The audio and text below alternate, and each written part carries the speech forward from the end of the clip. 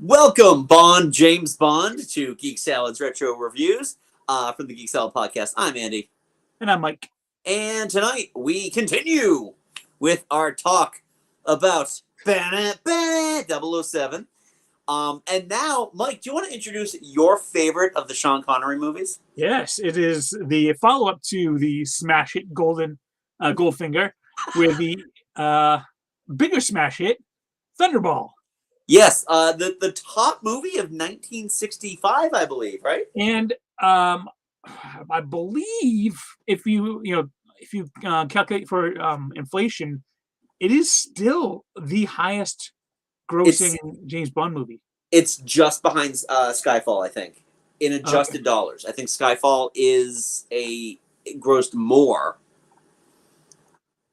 But I mean, Skyfall, we forget how huge of a friggin' hit Skyfall was. Yeah. I was looking through all the Bond movies like a couple of weeks ago with my coworkers, and they're like, okay, 100 million, 100 million, 500, 700 million. This is Skyfall, $1 billion. Yep. Like, I did not realize it made that much. I didn't realize Spectre made that much either. Spectre made $1 billion too. Oh wow. Yeah. So, and it's funny because you haven't even seen Spectre yet. No. I bought it the second I had the opportunity to get it on Blu-ray. I'm still waiting to get No Time to Die though, because at this point I'm just waiting for it to hit cable or streaming service or something. Yeah. But anywho, let's talk a little bit about Thunderball. So, Mike. Yes. Why is this one your favorite of all the Connerys? Well, primarily because 12, 13-year-old Mike, when I first watched it, I love sharks. I still love sharks. And so that was the main reason I fell in love with this one. But I just rewatched it again yesterday. And especially coming off of like Goldfinger, Bond is a much more effective hero in this one. Oh, much. He does shit. Yeah, he does. No, he absolutely does. This is Bond at, I think, his most efficient in the Connery era in terms of not completely having the upper hand. The weird thing is about this movie, though, is that he never gets captured in the same type of manner he did in Goldfinger. No.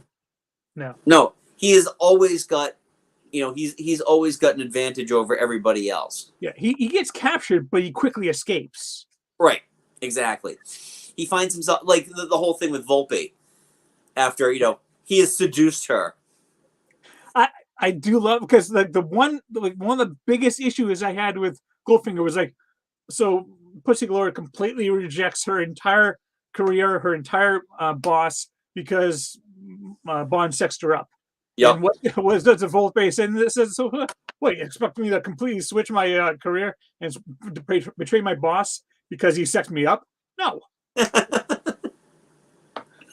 It's funny in a movie of this era that they use the term make love a lot. And I don't want to say it's not off-putting at all.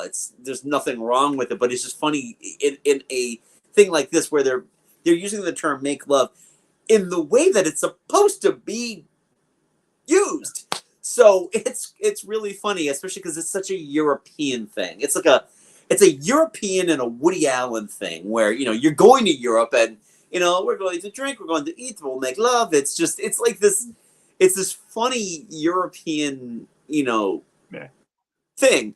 But if Bond was American, he'd be going, hey, let's suck face.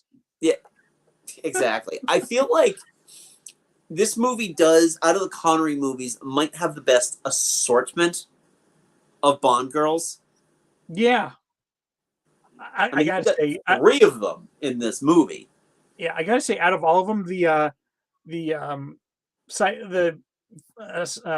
physical therapist at the beginning.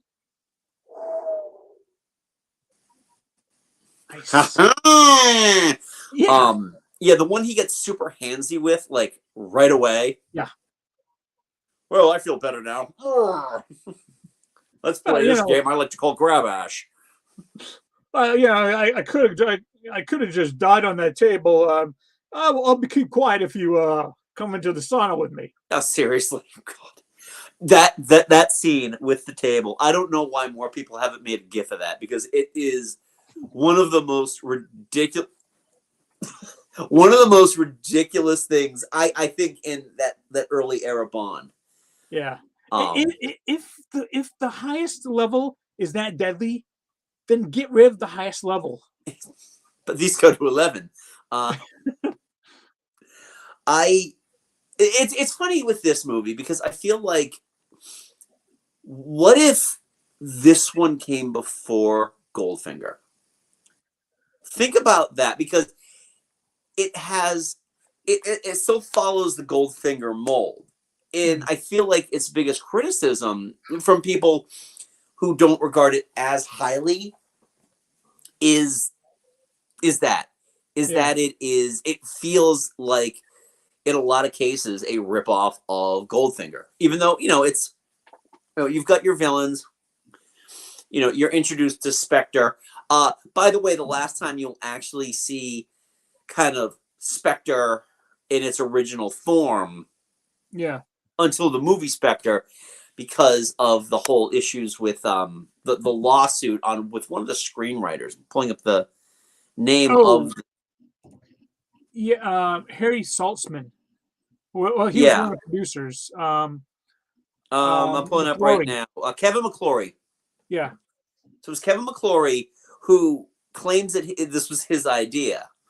So because of that, because they kept them in the courts for well over a decade on a copyright thing, you couldn't bring Spectre back into it until Never Say Never Again, which, for all intents and purposes, is Thunderball.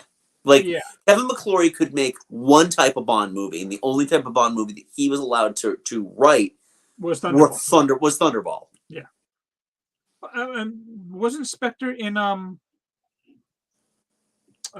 in you I only mean, live twice.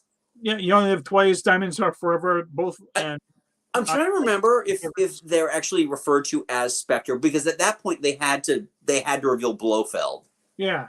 and it just kind of became the Blofeld show for the next 3 movies, Yeah. to varying degrees of success and stupidity. Yeah. One is a proper Blofeld. Then there are 2 really bad knockoffs. There were 2 clowns. Yeah. There were 2 imposters. One of which should have had a lollipop. But we'll get to him later. Oh, we will. So here's my take on it, because I genuinely I like this movie, not as much as I like Goldfinger.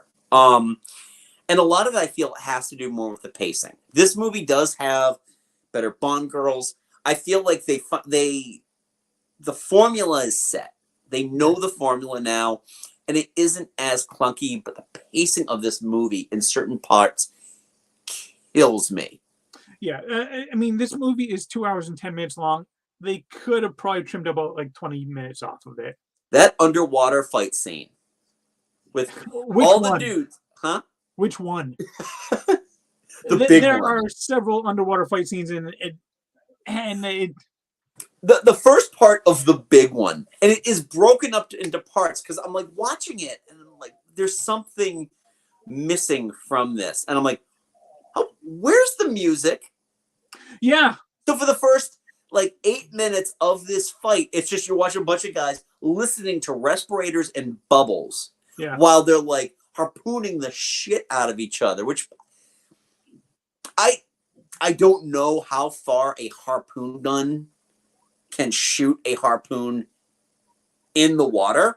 Yeah. I don't think it has that type of kill. Not that far away. I think that from close range, it pushes enough force that maybe. But I feel like because you're cutting the tension of water, I feel like it would slow down a lot faster. It doesn't have the same thing as like a bullet. Right. Yeah. Big. It's heavy. I mean, the harpoon is streamlined, but it's constantly having the force of water pushing against it and stopping. Not only that, but I feel like the mechanics aren't that dissimilar to a crossbow. Yeah. So yeah, that's fair. And that's the thing with that first, before they like You know, like, and again, it's like part 2 of that fight. Someone was just like, "Oh shit, the music!" And then like, you had to turn the music on because it's like, and then all of a sudden it showed up. Oh man, that music that plays. I mean, there were like 3 movements in the entire movie. Yeah, that was most of them. Yeah. John Barry did not really strain himself for this one. No, he did not. Speaking of music, oh god, that Tom Jones song. I like it more than Goldfinger. Oh yeah, I know that. But the funny thing is, though, there were so many things that it lifts directly out of Goldfinger. The burlesque strip club horns at the very beginning. I mean, that you'll hear that in a lot of Bond movies. Come on. Well, you do now. Yeah. But that's the thing, though. And again, that's the issue with this being the follow-up to Goldfinger, is that there are going to be, it can only be compared to it.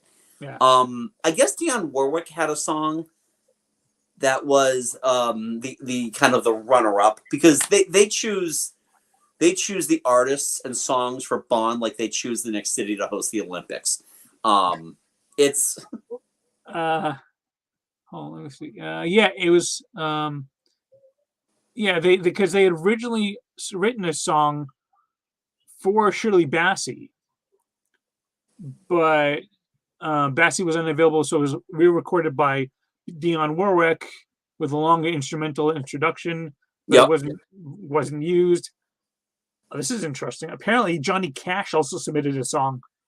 You know what? Yes, he did. Because so here's the thing: is that there's a podcast that, unfortunately, they don't do a whole lot of episodes now because they've run out. But the James Bonding podcast. Did you ever listen to them when they were like? I know you mentioned it a few times. They talked about that, and they would play the actual tunes that were like the runners up. And I remember, I think it was the Johnny Cash one I heard, which I'm like, why didn't they go with this? Because he wasn't Tom Jones. He wasn't Tom Jones. No, God. And that's the Vegas allure of this. And the funny thing is, too, because, again, I feel like there's so much that is lifted from Goldfinger at the end. I wouldn't have been one bit surprised if, like, he loves only balls. Only balls. No, Thunderballs. Cha-cha-cha.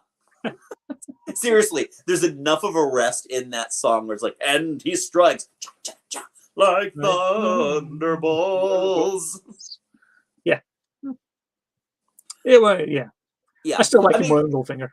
Okay. Well, I mean, because it doesn't repeat the same thing over and over. All right, real talk.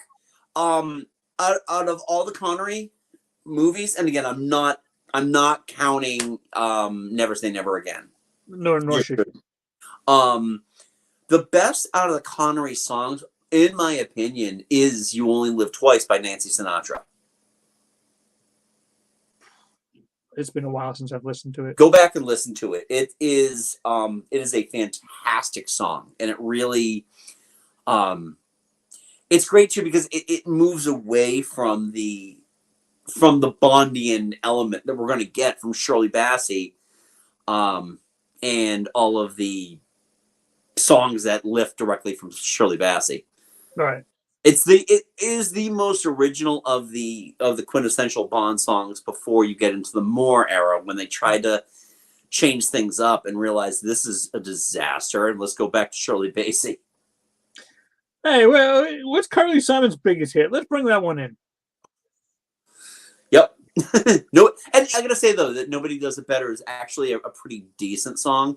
Oh, but yeah, then you go back to Shirley Bassey, and Moonraker sounds like it's just jackhammered in there. But that is on the list. I'm not going to tell you where it is on the list, but it's on that. It's going to be discussed. Oh, it will be discussed, as will Lulu's song. But again, I'm not going to tell you where that's going to hit. Anyway, Thunderball. All right, Thunderball. Domino might be my favorite of the Connery Bond girls. Yeah, well, because they gave her a lot to do. They gave her not only did they give her a lot to do, but they gave her conflict. She is legitimately the only Bond girl of this age of Bond that actually does anything. Yeah. I mean, hell, she kills the bad guy. She does. I'm glad I killed him. Yeah. So am I. Oh man, do you want to talk about Adolfo Celli and his hammy death? But I mean, she was also tortured. Yeah. I mean, he literally took a cigarette and was burning her. Yeah. So, now I blinked. Did the Nazi scientist die as well in the? No, I mean, well, he jumped off the boat with them. Yeah. But as far as I know, they just left him in the water. Okay.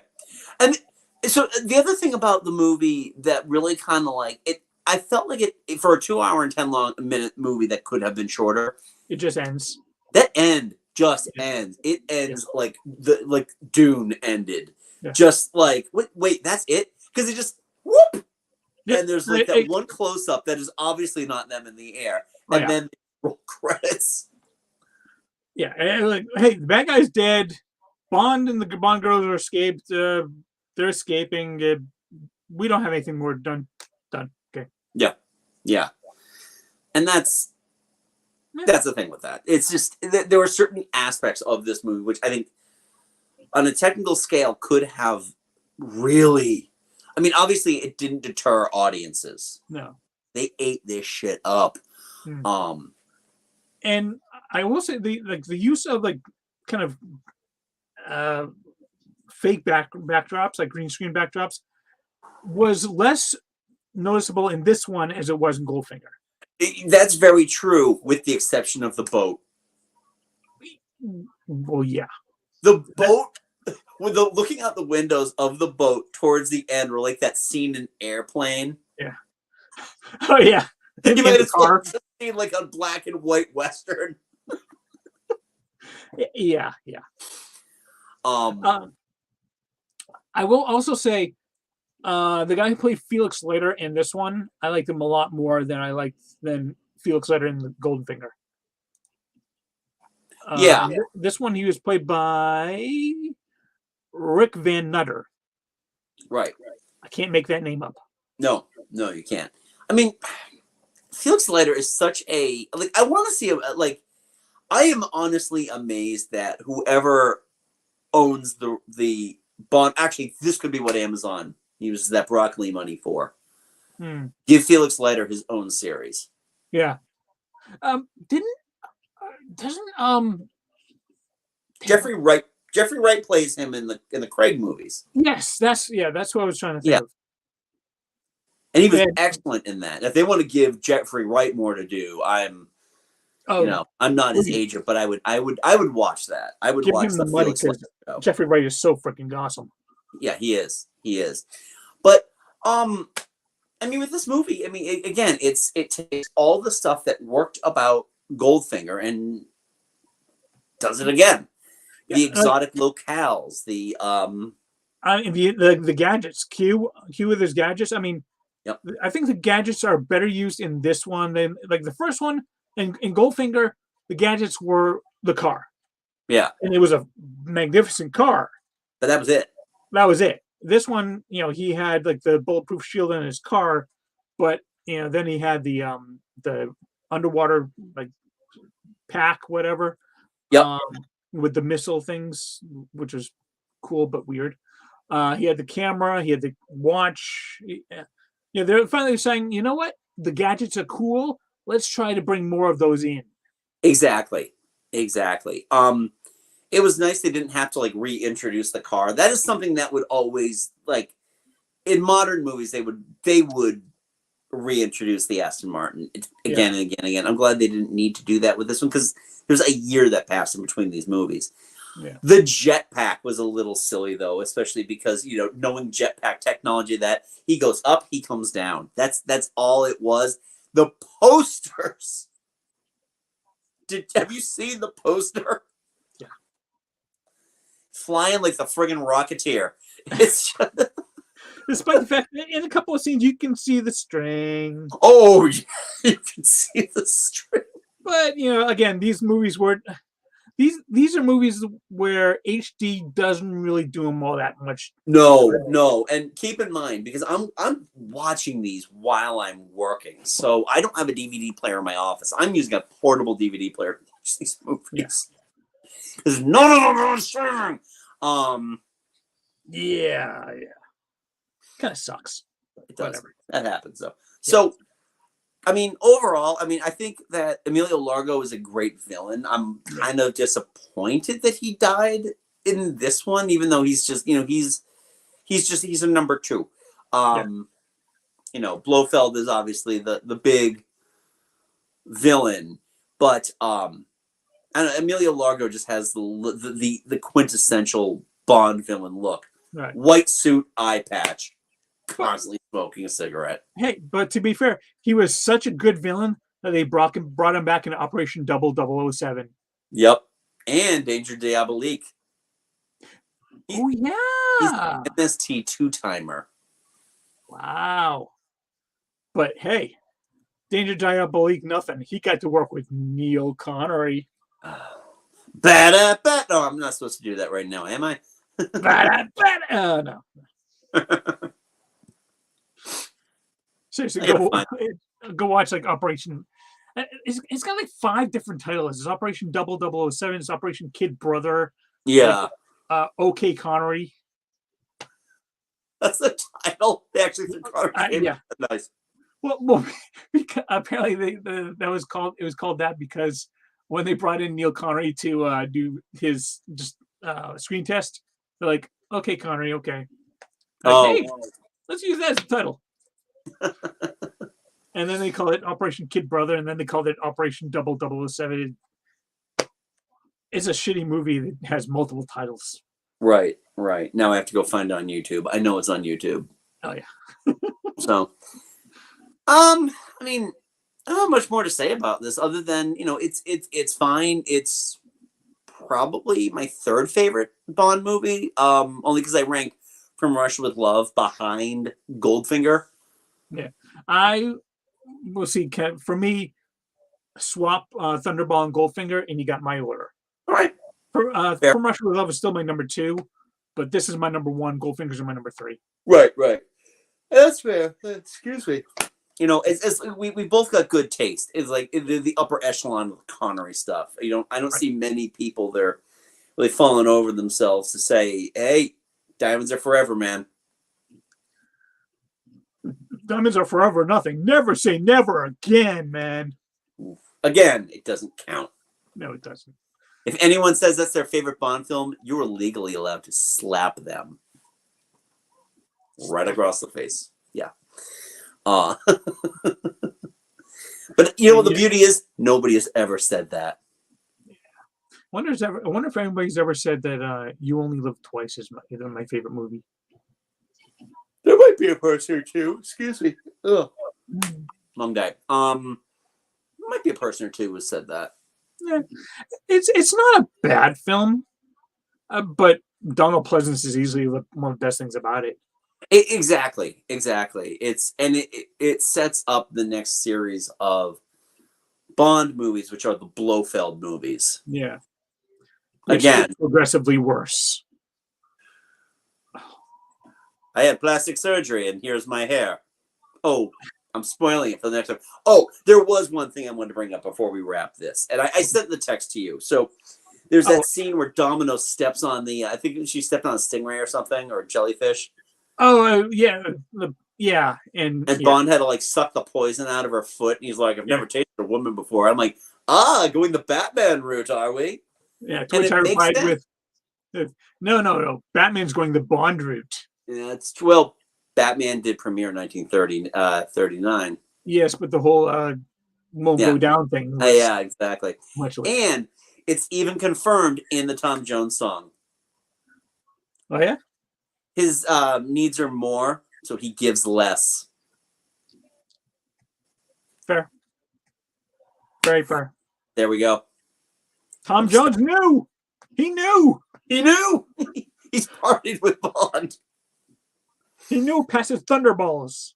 Because Because if any singer had that's Thunderball, why his needs are more. They are thunderous. yeah. If any singer had Thunderballs, it was Tom Jones.